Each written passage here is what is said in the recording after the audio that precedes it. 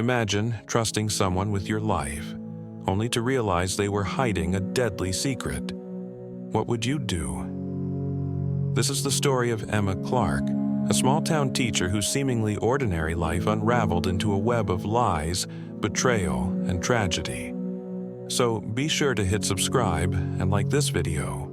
The town of Brookhaven was the kind of place where everyone knew everyone, where children rode their bikes without a care, and neighbors greeted each other with warm smiles.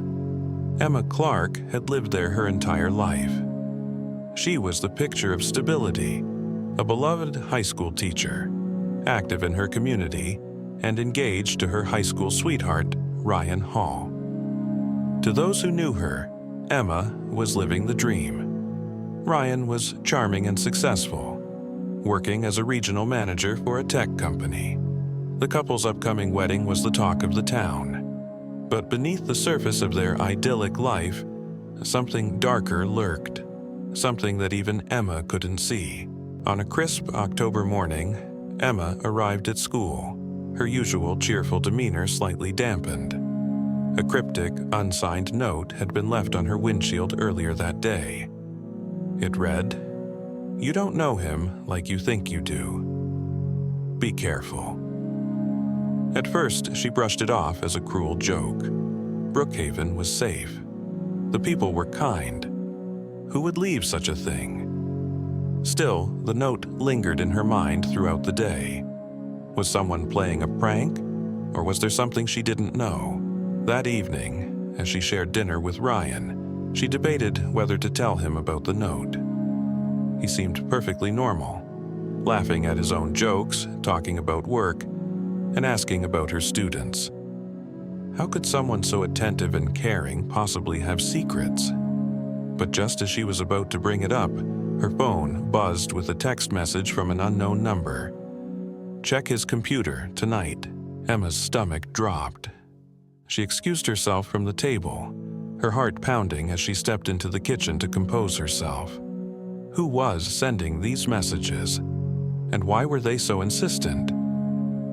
As Ryan cleared the table and moved to the living room, Emma's curiosity got the better of her.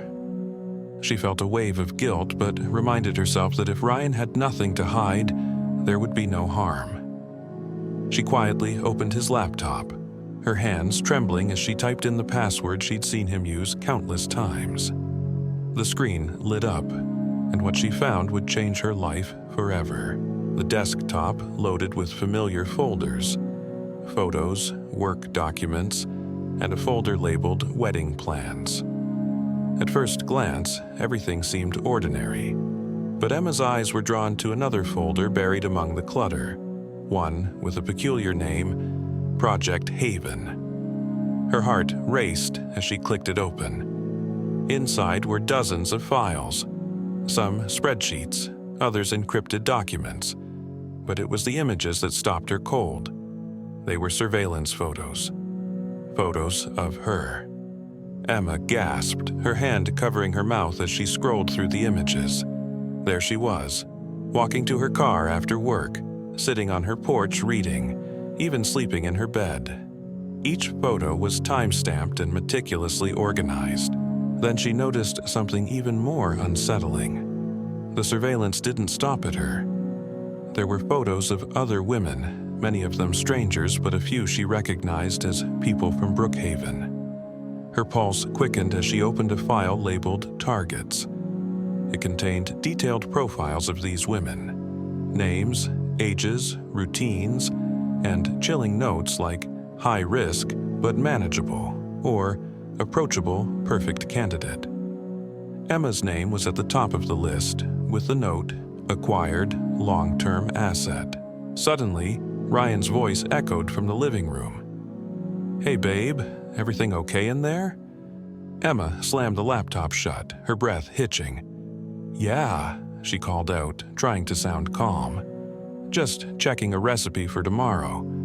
Her mind was racing. Who was Ryan? What was all of this? And most importantly, what did acquired mean?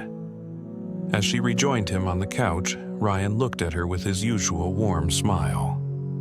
But now, that smile felt like a mask. a carefully constructed facade hiding something sinister. Over the next few days, Emma pretended everything was normal, all the while piecing together the truth. She discreetly copied files from Ryan's laptop onto a flash drive and started reaching out to people from the targets list. Some were too afraid to talk. Others claimed they didn't know Ryan at all.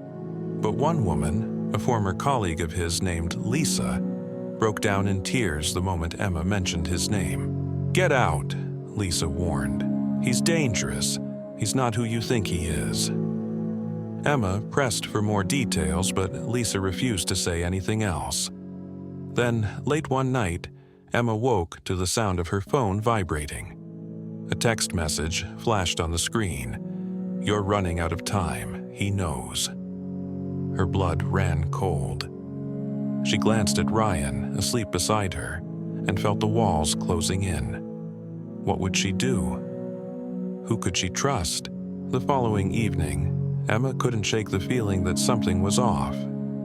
Ryan had been unusually distant all day, his smiles more forced, his glances less warm. It felt like he was watching her, waiting for her to slip up. Emma was no longer sure if she was paranoid or if Ryan's dark secret was finally unraveling, but she couldn't sit back and pretend anymore. She had to confront him. As she sat down at the kitchen table, clutching the flash drive, she made her decision. She would ask him. She would demand answers. "Ryan," she began, her voice steady but trembling, "I need to talk to you about something."